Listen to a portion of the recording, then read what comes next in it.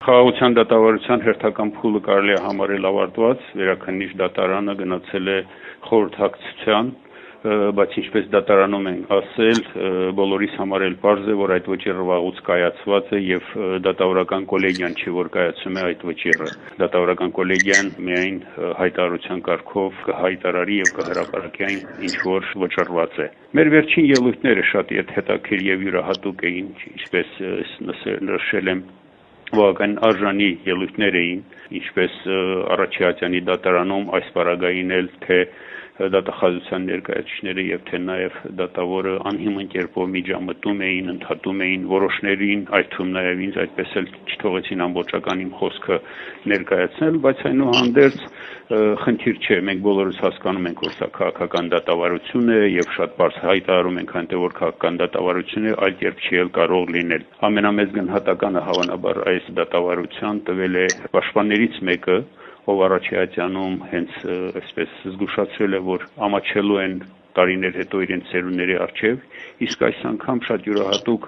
խոսք փոխանցեց դատավորական կոլեգիային, այսպես զգաստացնող խոսք փոխանցելով, որ չպղծենք դատարանը եւ ասաց, որ մեր հաղթանակները այս դատավարությամբ պղծել ենք, այսինքն մեր ընդհանուր պահվածքը արդեն մղում է նրանց, որպեսզի նրանք խոստովանեն, որ դատավարական գործընթացում իրենք լուրջ բացեր են ունեցել եւ ինչպես ես նշեցի իմ խոսքի մեջ վերջին իմ ելույթի ժամանակ Առաջիհատյանի դատարանում փաստորեն քաղաքականապես եւ բարոյապես մեղադրող կողմը եւ դատավորական կոլեգիան, որ նույն թիմն են, փաստորեն չեն շահել դատը, շահողը եղել ենք մենք, որպես մեղադրյալներ, այսպես ասած։ Մենք արժանի հակահարվածներ ենք տալիս, այսպես ասեմ, այն փաստարկներին եւ այն կեղծ պնդումներին, որ վերաբերում է մեր ժողովրդի անցյալին, ներկային, պատվի խնդիրներին մեր ժողովրդի, կեղծ տեղեկություններով, շինծու հիմնավորումներով, ազգային ինքնասիրությունը կողքրտող պահվածքով, կեղծված պատմությամբ եւ հենց այդպիսի մի իրավիճակ է, որ պետք է ասել, որ պայքարի մի դաշտ է, որտեղ գործում է ուժի օրենքը, այսինքն օրենքի ուժ չկա։ Մենք ենք որոշողը, այս սկզբունքով են առաջնորդվում դատավորները եւ դատավորական կոլեգիան եւ անում այն ինչ որ ուզում են,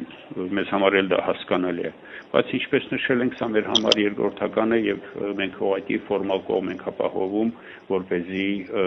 հասնենք միջազգային դատարան։ Այնպես որ այս դատավարությունը կարող ենք համարել դատող կողմի համար տապալված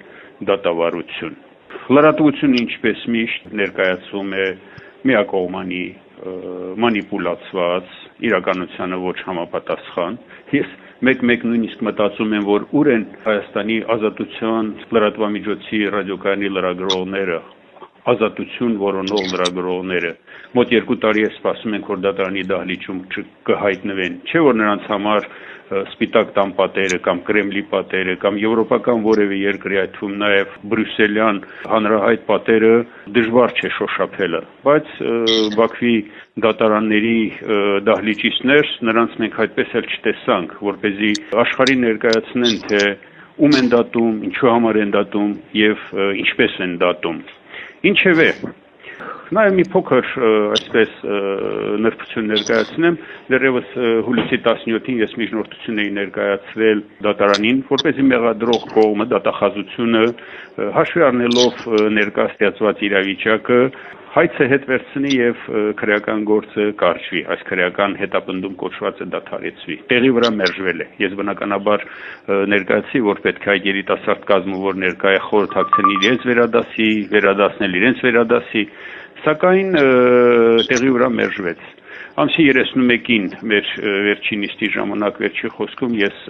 խոսքս ուղղեցի դատավորին եւ խնդրեցի առաջարկ ներկայացրի դատավորին, որպեսզի իմ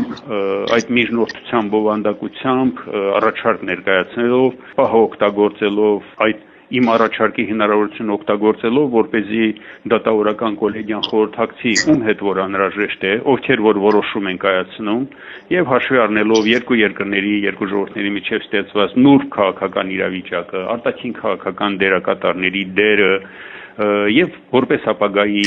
միտված ներդրում այս քրեական հետապնդումը դադարեցնեն եւ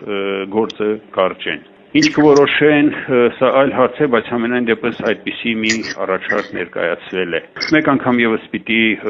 ասեմ, որ մոտ 2 տարվա շարունակող այս երկու ատյանների դատավարության ընթացքում պաշտպանական կողմը այդպես էլ չստացավ ոչ մեղադրական ակտը, ոչ մեղադրական եզրակացությունը եւ ոչ էլ առաջի ատյանի դատավճիռը։ Լավ մնացեք, մենք մեր խոսքը դեռ կասենք։